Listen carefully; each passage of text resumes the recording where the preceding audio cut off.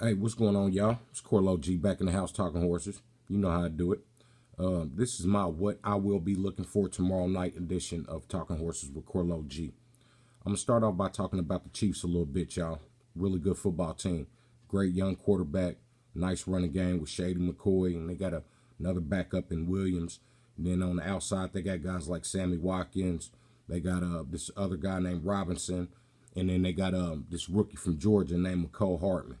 And, I can't forget about 87, man. Travis Kelce, the boy's a beast. Seems like he's always open no matter who's covering him. But this team is going to be hard to beat. And they really are. And they are well coached, well schooled in route running. And, Andy Reid does a great job of designing plays to get these guys open. They do a lot of movement before the ball is snapped and stuff like that. Like eye candy, We just got to be disciplined in this game. And we have to stop the run.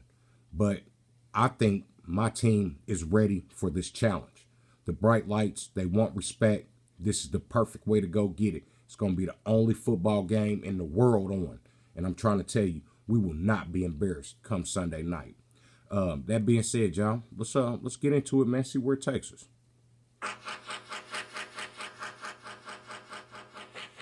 But yeah, like I said, y'all, we have to run the ball, and we have to stop the run in this game. And we got to find some kind of way to get pressure on Patty Mahomes, because the boy gets rid of the ball quick, and it's very accurate. But their down the field passing hasn't been as crispy as it was last year. And they've been a little vulnerable.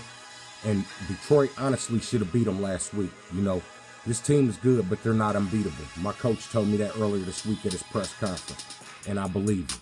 So that being said, we got to get back to doing what we do best, which is running that football, establishing the run, not getting away from it, and then take our shots when we can.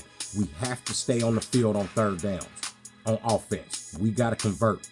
We are really good at it, and we got a great young quarterback who is very accurate, and a play caller who designs these little 3 or 4 yard plays and 1 yard runs to get us in very good positions. Now, a big thing we got going for us, man, is the ghost. OG 13. Now you see me, now you don't. It's going to be on the field come Sunday night. And what that does, y'all, is it takes pressure off everybody, because he has to be accounted for. So guys like Ebron, Chester Rogers, Zach Pascal, Deion Kane, so these guys can eat over the middle of the field. We're going to be without a few guys, Clayton Gathers, Tyquan Lewis, Paris Campbell, who else? A couple other guys. But I don't think it should affect us that much, man. Darius Leonard, the maniac. But, that being said, it's next man up, man. No more excuses. Last week we were humbled, and I'm trying to tell you, this team has been fuming to get back out on the field. And there ain't no other way to cure and get that taste out of your mouth than smacking somebody on Sunday night when it's the only game in the world on.